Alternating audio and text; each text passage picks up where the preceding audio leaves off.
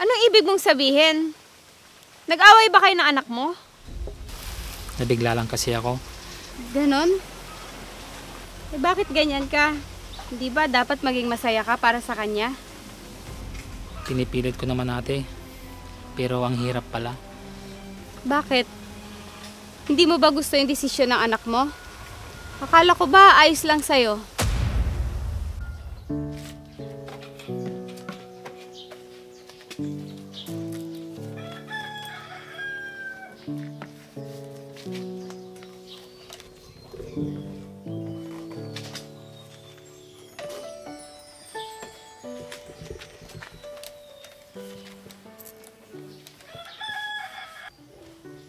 Tay? Tay? Tay? Anak! Andito ako sa labas!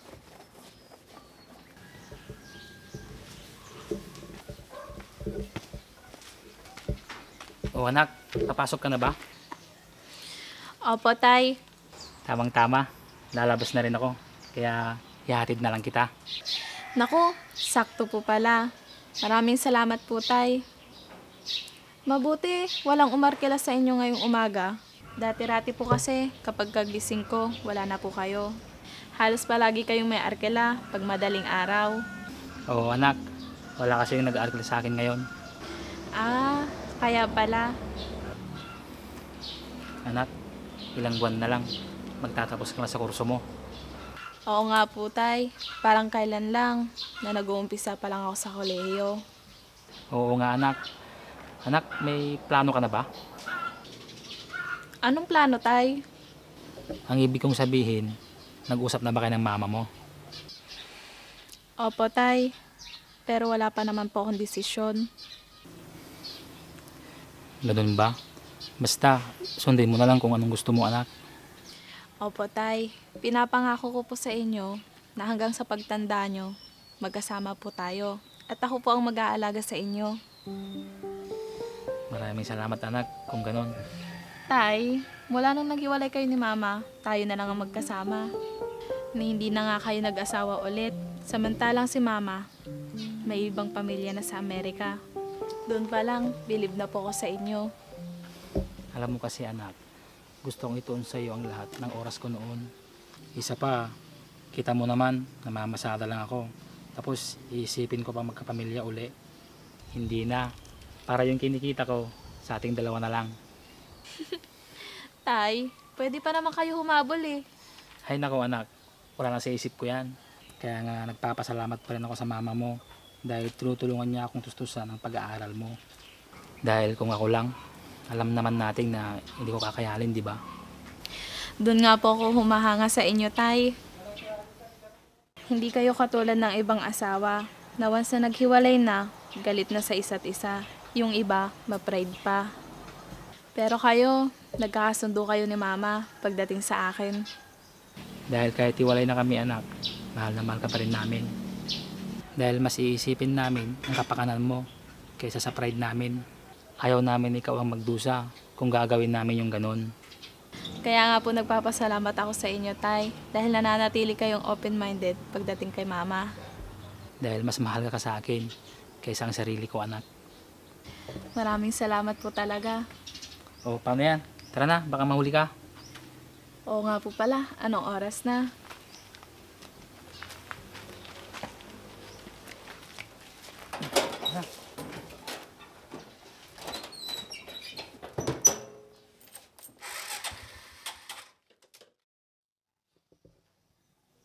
Oh, anak, mas maganda pag dito ka magtatrabaho bilang nurse. Mas malaki ang sweldo. Sige po, Ma. Pagka-graduate ko, saka po ulit tayo mag-uusap, ha? Basta, alam niyo na po ang desisyon ko. Gusto ko rin po kasi makapunta ng Amerika. Oo, sabi ko naman sa'yo, pag nakarating ka dito, hindi na magbabago ang isip mo. Wala naman akong magagawa kung yan ang gusto mo anak. Ang mahalaga, masunod lahat ng gusto mo para sa ikakabuti mo. Sige po, ako pong bahala. Sige po, Ma. May gagawin pa po akong activities. Sige anak, mahal na mahal kita.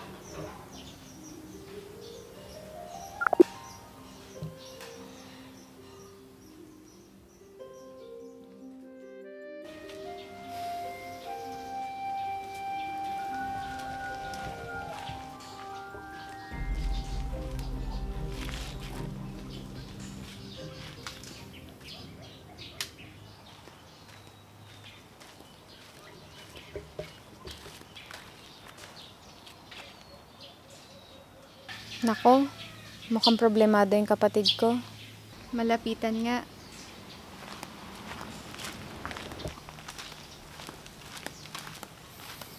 O ate, saan ka galing? Wala naman. Pauwi na sana ako nang makita ka. May problema ka ba? Bakit mo naman natanong yan ate? Tingnan mo yung mukha mo.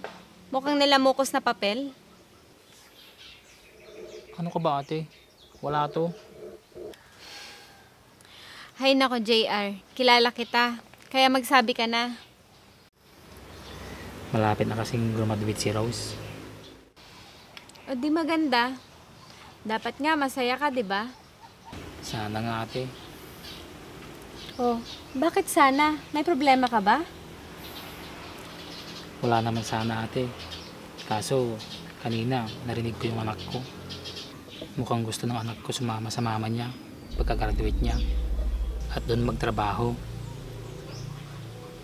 Ganun ba? Anong sinabi mo? Wala. Hindi niya alam. Narinig ko ang pinag-usapan nila.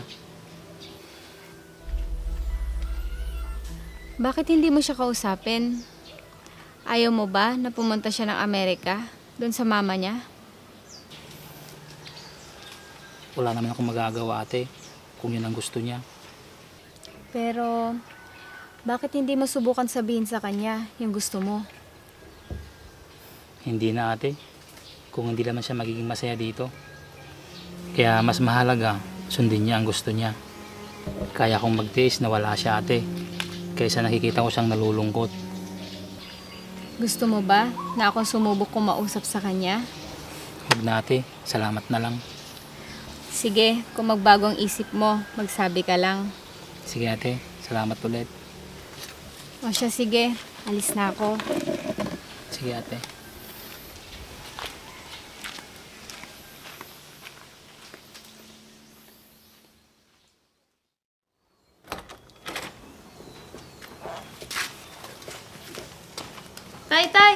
Tay, pwede po ba sumabay ulit ako sa inyo?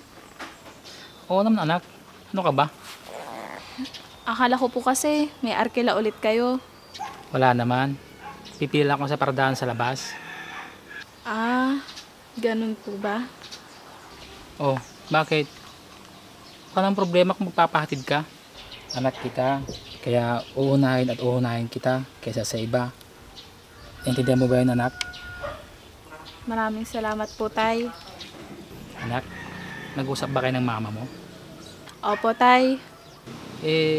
Ano yung pinag-usapan nyo? Yun na nga po, Tay. Tungkol po kapag nakagraduate na po ako.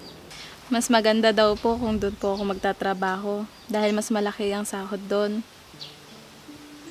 'Di ba mas okay po yun, Tay? Oo naman anak.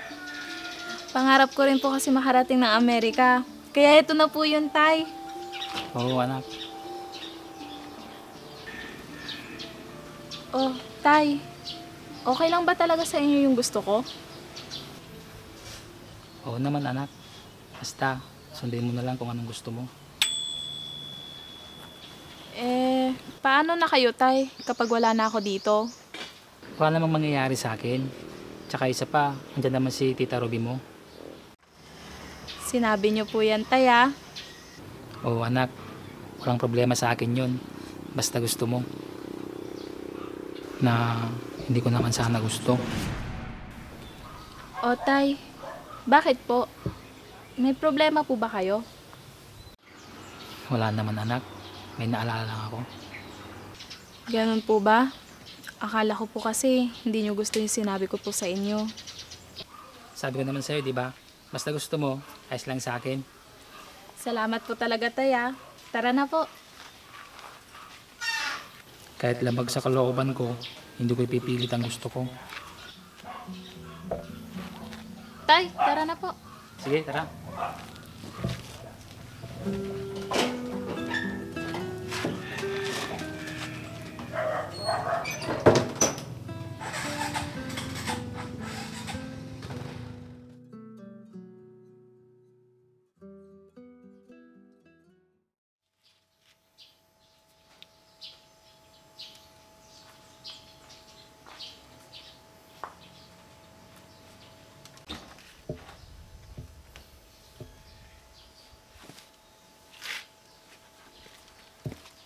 Tay, aalis po muna ako. Saan ang lakad mo, anak? May kukunin ka pa bang papeles sa school nyo? Nako, wala na po, Tay. Pupunta po ako sa embassy. Pinapaasikaso na po kasi ni Mama lahat ng papeles ko. Ganun ba, anak? Mabuti naman kung ganun. At least, matutupad mo na yung gusto mo. Oo nga po, Tay. Amerika, malapit na ako pumunta dyan. Anak, ano pa bang papeles ang kulang sa'yo? Wala na po. Halos kompleto na po lahat. Ipapa-red ribbon ko na lang po lahat ito. Ha? Kala ko, ngayon ka pala mag-aayos ng mga papeles mo. Hindi po, Tay. Nag-aayos na ako unti-unti noon. Kapag maaga ako umuwi galing eskwelahan. Ha? Ganun? Hindi ko alam yun, ah. Di ba okay na po yung ganito, Tay? At least mapapabilis yung alis ko. Oo nga, anak. Pero mas mapapabilis naman ang pag-iwan mo sa akin, anak. Kahit gusto kitang pigilan, kung doon ka naman masaya at yun ang gusto mo, magpaparaya ako sa mama mo para lang sa'yo. Sige po, Tay. Aalis na po ako. Baka po kasi gabihin ako. Sige, anak. Mag-iingat ka. Ayaw mo bang hatid kita? Naku, wag na po. Magpahinga na lang po kayo dito. Sige, anak. Kung yan ang gusto mo. Sige po, Tay. Aalis na po ako. Sige, anak.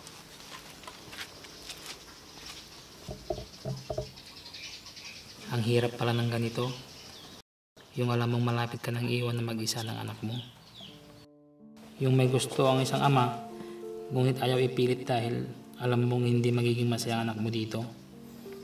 Ang sakit sa damdamin at ang hirap magkunwaring okay lang sa'yo na mawala ang anak mong lumaki ng dalawa lang kayong magkasama.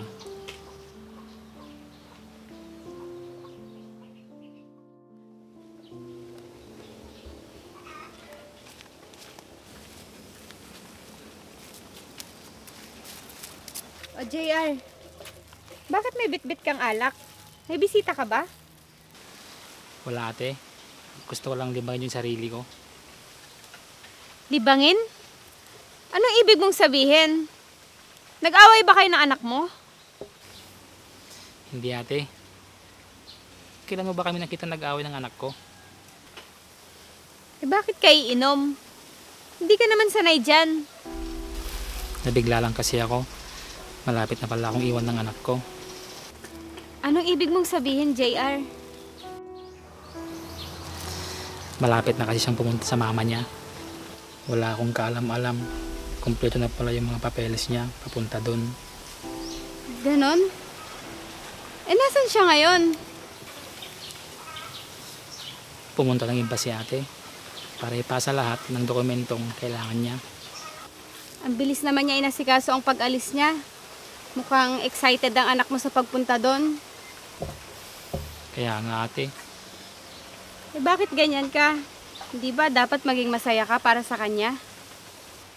Pinipilit ko naman, ate. Pero ang hirap pala. Bakit? Hindi mo ba gusto yung desisyon ng anak mo? Akala ko ba ayos lang sa'yo? Sabi ko lang yun, ate. Dahil alam kong masaya siya doon. Ang totoo, ayoko lang ipilit ang gusto ko. Dahil gusto kong magawa niya lahat ng gusto niya na makakapagpasaya at makakabuti para sa kanya, ate. Kaya ko naman magkunwaring masaya sa harap niya. Kahit masakit. Sinubukan mo man lang sana sabihin sa anak mo yung nararamdaman mo. Malay mo. Hindi na. Ayokong guluhin pa ang nasa isip ng anak ko, ate. JR, gusto mo bang kausapin ko yung anak mo? Wala naman masama kung susubukan kong sabihin ang totoong nararamdaman mo. Tsaka, hindi ko naman siya pagbabawalan na huwag ituloy ang gusto niya. Ang importante, bilang anak mo, malaman man lang niya na hindi ka magiging masaya pag nawalay siya sa'yo. Natatakot lang kasi akong mapilitan siyang huwag ituloy dahil naawa sa akin ate. Kaya huwag na lang. Ikaw ang bahala, JR. Pero susubukan ko pa rin kausapin yung anak mo. Ayoko naman makita kang ganyan na mahabang panahon. Isa pa, mas magandang alam din ng anak mo na labag talaga sa kalooban mo ang pag-alis niya. Sige ate, uuwi na ako. Sige JR, mag-ingat ka.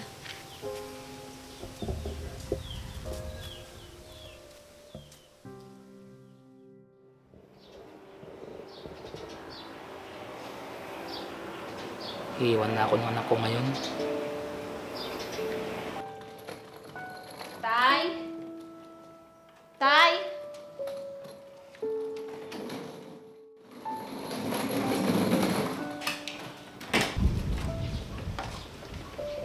Andito po pala kayo, Tay. Aalis na po ako. Anak, mag-ingat palagi na. Opo, Tay. Ingatan niyo rin po yung sarili niyo dito, ha.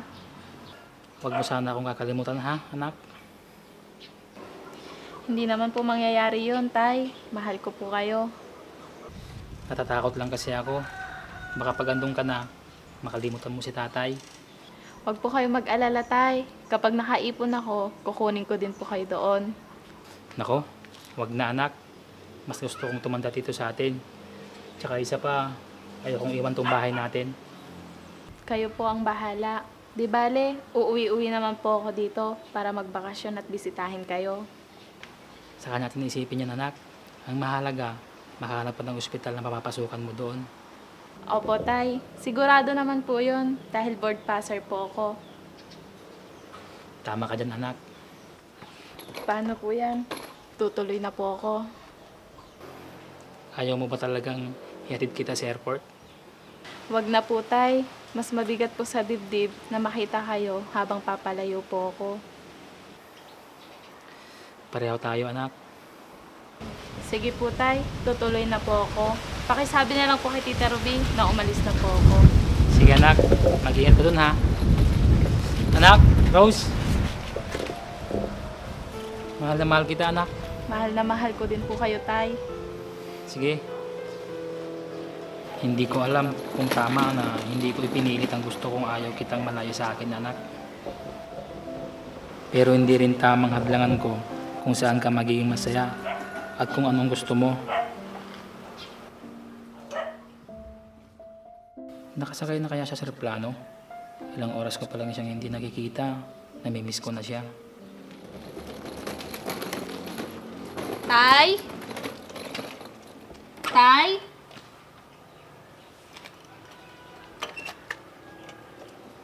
Tay? Tay?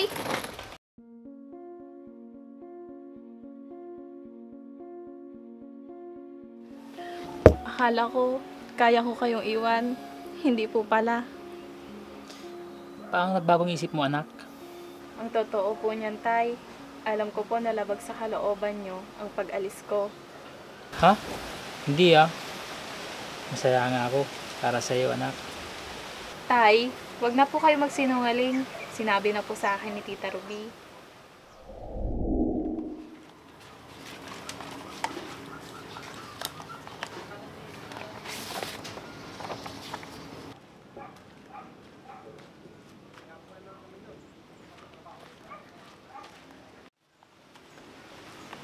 Rose, mukhang masaya ka yata. Opo, Tita. Pinadala na po kasi ni Mama yung plane ticket ko. Rose, tungkol pala sa pag-alis mo. Bakit po, Tita? Ano yung nakikita mo sa tatay mo tungkol dito? Masaya naman po siya tuwing nag-uusap kami tungkol sa pag-alis ko. Yan ang akala mo, Rose. Pero ang totoo, Masyado siyang nahihirapan at nasasaktan dahil sa pag-alis mo. Nagpapanggap siyang masaya sa harap mo dahil nakikita ka niyang gusto mo talaga ang makapunta sa Amerika. Kaya hindi na ipinilit ng ama mo yung gusto niya. Yung gusto niyang wag kang umalis sa tabi niya dahil sobrang mahal ka niya. Sana sinabi na lang ni tatay yung totoo sa akin. Dahil hindi naman talaga yung totoong gusto ko, tita. Ang totoong gusto ko, ang magkasama kami palagi ni tatay. Plano ko lang na magbakasyon kay mama. Pero dito ko gusto magtrabaho. Ayaw ko pong iwan si tatay. Yun po ang gusto ko, tay. Kaya hindi na po ako tumuloy na sumakay sa eroplano. Napag-isip-isip ko po kanina nung nasa airport ako kung ano ang totoong gusto ko. At ito yun, tay, ang makasama kayo. Maraming salamat, anak. Ano sabi ng mama mo? Naiintindihan naman po ako ni mama. At isa pa, payag naman po siya na magbakasyon na lang ako sa kanya kung gusto ko. Mabuti naman kung ganon. Maraming salamat din kay Tita Ruby mo. Oo nga po, tay. Kung hindi dahil sa kanya, malamang nasa eroplano na po ako ngayon. Oo nga, hindi ko akalain na itinuloy pa rin niya na kausapin ka.